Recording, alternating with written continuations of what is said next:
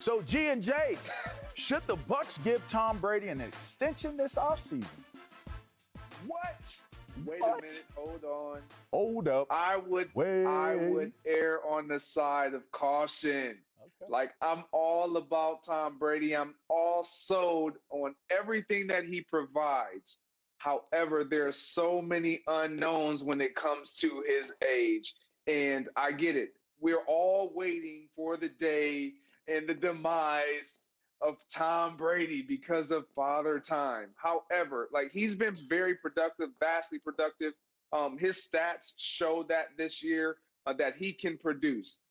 But there's this uncharted territory where you're talking about a quarterback that's going to be 44 years old once the season starts. And I get it. We're all talking about his age once again. And Greg, he's proven that he can defy that time. Yes, he has. But if I'm the Tampa Bay Buccaneers, I wait a minute. And Tom Brady understands that, hopefully, because we will communicate that to him. But I can't just lock in a quarterback that's going to be 44, 45 years of age without seeing some signs of what he's going to look like coming back next year. I know what you provided for me. And yes, thank you so much for bringing the Super Bowl and the championship and the Lombardi Trophy back to Tampa. But Tom Brady, man, I hate to say it to you, but I gotta err on the side of caution just for a minute, just a brief pause, my friends. Let me ask you this one, G&J. Do you want Tom Brady to play for your team next year? Of course. Okay. Do you want Lavonte David to play for that same team? Absolutely. Do you want Chris Godwin to play for that team? I do. I would love that. Okay, so think about this. The reason why you're going to do this and the reason why I think they should give him the extension is his cap hit, $28.37. $28 million. That's the seventh largest cap hit in the National Football League. So when I look at them doing this restructuring, it's not really to sign Tom Brady to a long-term contract.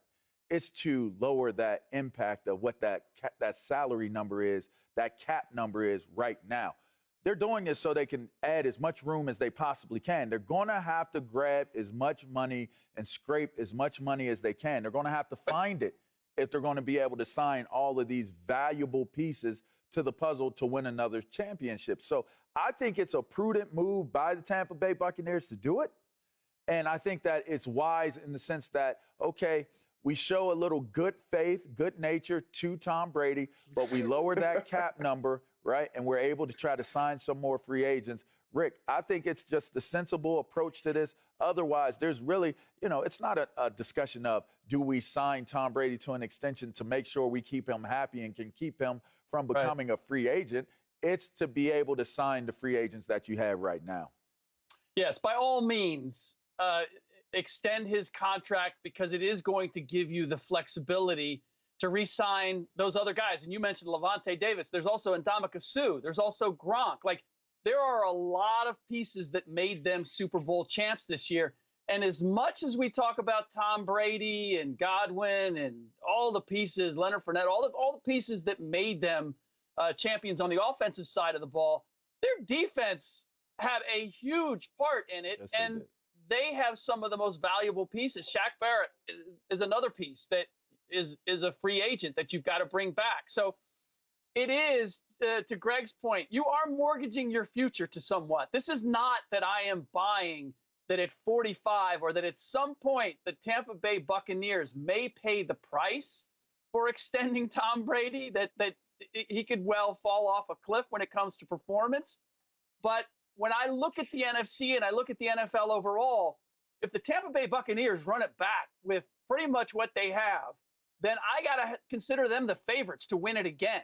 And I'll mortgage my future in order to have a second chance. If it was, hey, look, we had our run and that's it, then I might look at this different. But under the circumstances, getting the cap room to maintain what you have, even if it means that you may fall off a cliff with Tom Brady 2 years from now, I believe is worth it. So I don't even think that it's so much about the falling off the cliff. And I completely hear you guys. And if the question were, do you extend Tom Brady to save cap room for the other guys to try to sign them back? The answer is undoubtedly yes, you do that. But when we're talking about Tom Brady and himself specifically, like this is completely uncharted territory. And there's so many of us on this side of things that always talks about his age, but you got to believe that he's questioning whether or not he's going to be able to do it. This is a bit of motivation even for him that, you know what, let me see if I can convince myself, if I can prepare, if I can get ready to play at a high level, an elite level, let me say that, an elite level, Tom Brady expectation type level at the age of 44. At the age of 45. We talk about him in the running off after the game and finding his wife and what the comments that she alluded to and all of those things. Like, it is real. We don't know what the future holds for Tom Brady, but we know football is in it. And as long as football is in it, his age is going to continue to be of question and be of concern. And again, if I am in control, barring what you guys are saying, like put that to the side. If it's just about Tom Brady, then I have to err on the side of caution. Yeah, but again, you can't put it to the side, G. You got to keep that in consideration because that's the only reason why you would do an extension. Otherwise, you just play it out. Like, I'm in total agreement with you. If you're looking at it as just playing it out with his contract the way it is, you did a 2-year deal, so go ahead and do it. But again, when you come back to that cap number and how large it is, what you're basically doing is you're saying we want to win right now. So if you're willing to renegotiate, what we'll do usually in these situations, I've been in it a few times, had it happen for me, renegotiate, restructure. Didn't always work out the way that I like for it to work out, but it did work out very nicely in terms of getting more upfront money, right? You get more guaranteed money for what it is that you're doing, but you lower what it is as it applies to how it counts against the Tampa Bay Buccaneers. So you can't separate the two. I can't say this is Tom Brady, Tom Brady's performances, Tom this, Tom that, 2, 3, 4 years from now. I'm not looking at it that way. I'm purely looking at this from the financials of it, what his contract does. I'm taking all of the major contracts that I have. I'm going to go down from top to bottom. I'm going to work through them, and I'm going to try to create as much breathing room and as space as we can to be able to sign the type of guys that we want to sign and sign them back more specifically, Rick. Yeah, the other part of this is, Greg, that you're looking at Tom Brady as if he's like on his last legs. Phillip Rivers and the way he looked last year, I'm not surprised that he decided to retire. He looked tired and old as the season went on. That wore him down. Tom Brady looks like one of those typical old people that move from New England or New York down to Florida, and they're rejuvenated, man. They're taking yoga classes. They're taking spin classes. They're loving life because things have been refreshed. That's the feeling that I get from Tom Brady. So I'm not the least bit concerned that he's going to lose his motivation or his desire to play the game. It's simply a matter of, does the TB12 method, does that keep him upright for 2 more years? I think that's your worry and concern about that, I think, is legitimate. But considering what's potentially on the table in terms of winning another Super Bowl, I think it's fully understandable that they would extend him a year in order to be able to keep as much of what they have right now for next season. Everything of what you guys are saying makes a lot of sense. And Rick, yes, when it comes to Tom Brady, the thought is, well, he is 43. He will be 44.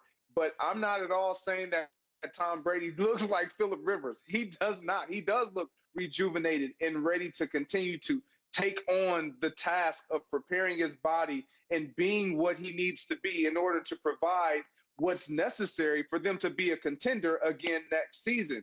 However, if I'm divvying up money and I'm banking on the oldest guy in the National Football League to lead my team beyond next year, forget even next year, beyond that season, we're going to have more conversations, and we're going to have to talk daily so I can know how you feel daily.